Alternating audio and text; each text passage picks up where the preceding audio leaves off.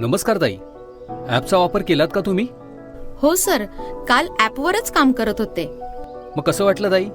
काम होतंय ना व्यवस्थित? वेळ वाचतोय ना तुमचा? हो सर, खूप वेळ वाचतोय आणि मोबाईलमध्ये काम करायचं म्हटलं ना की थोडं जरा बरं वाटतं. बसल्या बसल्या सगळी कामं होऊन जातात ना सर. म्हणजे ॲप तुमच्या अगदी अंगवळणीच पडलंय, हे ऐकून बरं वाटलं.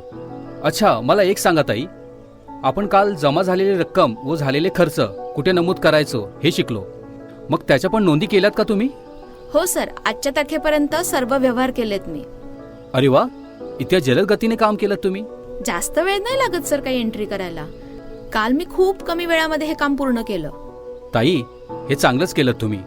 मग मला आता आजच्या तारखेपर्यंत आपल्याकडे किती जमा झाली व आपला किती खर्च झाला हे सांगू शकता का?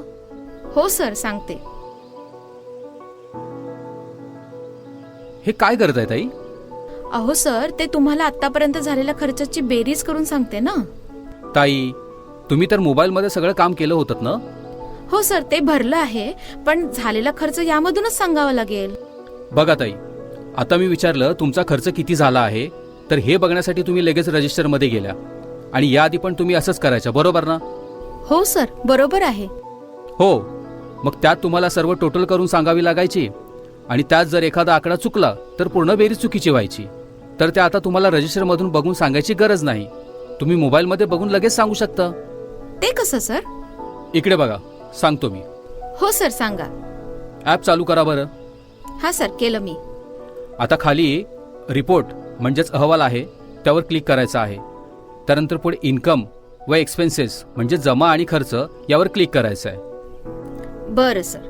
आता आपल्याला कुठल्या तारखेपासून ते कुठल्या तारखेपर्यंतचा अहवाल बघायचा आहे, ती तारीख इकडे टाकायची आहे.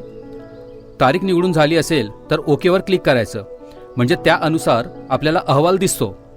एवढंच नाही तर कोणत्या महिन्यात किती खर्च झाला किंवा किती रक्कम जमा झाली हे सगळं आपल्याला आलेखानुसार सुद्धा दिसतं. आता इथे बघा, तुम्हाला जमा व खर्च असे दोन्ही वेगवेगळे भाग दिसतील. आता बघा, आपल्याला खर्च बघायचा आहे म्हणून आपण एक्सपेन्सेस इथे जाऊयात. बाजूला तुम्हाला एकूण खर्च किती झाला आहे हे दिसेल. इथे आपल्याला सर्वच खर्च दिसणार का मग? हो, मग एक्सपेन्सेसवर क्लिक केल्यावर तुम्हाला जेवढे खर्च केले आहेत त्याची सर्व खाती आणि रक्कम हे दिसेल. आता समजा प्रवास खर्च बघायचा असेल तर त्या खात्यावर क्लिक करायचं आणि मग तुम्हाला इथे सर्व वर्षभर किती प्रवास खर्च झाला, कोणत्या तारखेला झाला हे सर्व दिसून येईल. एखादा व्यवहार तुम्हाला बघावासा वाटला तर त्यावर क्लिक केलं तर तेही दिसेल आणि गरज पडल्यास चुकीची दुरुस्ती सुद्धा करता येईल. किती छान झालं हे तर. म्हणजे मला तर आता वेळच लागणार नाही ना कशासाठी. बरोबर, जशी आपण खर्चाची बाजू बघितली तशी जमेची बाजू सुद्धा बघू शकतो. त्यासाठी जमा बाजूवर क्लिक करायचं. यात आपल्याला कोणत्या कारणासाठी पैसे मिळाले आहेत त्या खात्याची यादी मिळेल.